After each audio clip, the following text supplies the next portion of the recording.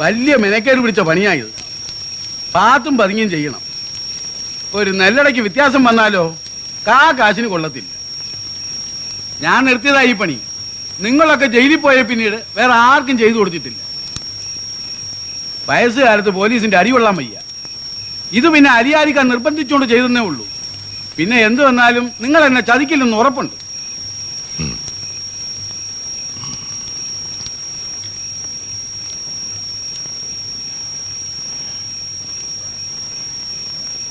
ഇനി പണി അധികമില്ല.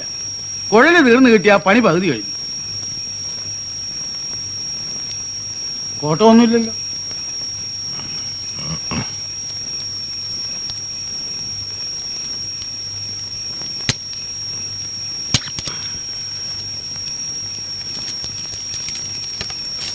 ഇതാ ഇത് 235 ഉണ്ട്. ഇപ്പൊ മൊത്തം 4335. ഇങ്ങനെ 100, 200, 300 അല്ലാതെ ഒരുമിച്ച് കൈ കിട്ടിയിരുന്നെങ്കിൽ എന്തെങ്കിലും ഉപകാരത്തിനുണ്ടായിരുന്നു. പണ്ട് ഒരുപാട് തന്നിട്ടില്ലേ കൈ നിറച്ച്, പറഞ്ഞതും പറഞ്ഞതിന്റെ ഇരട്ടിയും. ഇപ്പോ നിവൃത്തിയില്ല. ലോട്ടറി വിറ്റുണ്ടാക്കണ കാശ. പട്ടിണി കിടന്നിട്ടാണെങ്കിലും പറഞ്ഞ കാശ് തരും, കൈ കിട്ടണ പോലെ. ഇങ്ങനെ പട്ടിണി കിടന്നും കഷ്ടപ്പെട്ടും എന്തിനാക്കാ ഈ തോക്കുണ്ടാക്കുന്നത്? ആയ കാലത്ത് കൊന്നും കൊലവിളിയും നടത്തി കുടുംബം പോയി. 12 കൊല്ലം ജയിലിൽ കിടന്നു. ഇപ്പൊ ഈ മരിക്കാൻ കാലത്ത് എന്താ ഇതിന്റെ ആവശ്യം? കഴിഞ്ഞിട്ടില്ല രാമ, ഒന്നൂടുണ്ട് ബാക്കി.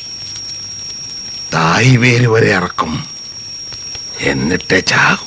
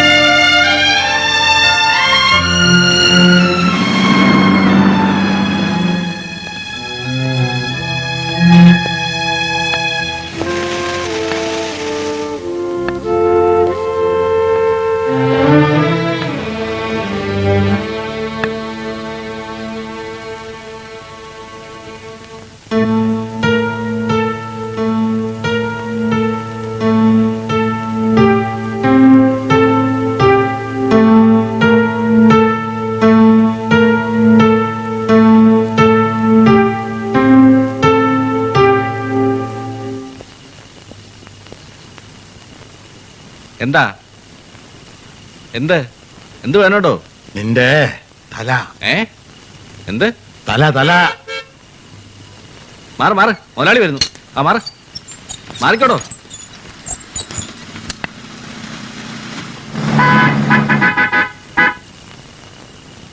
വഴിന്ന് മാറി നിക്കടാ, മാറി നിക്കണോ, വഴിന്ന് മാറി നിക്കടാ പട്ടി. ശരീരത്ത് തൊട്ട കൊന്നുകളി ഞാൻ. അന്നീ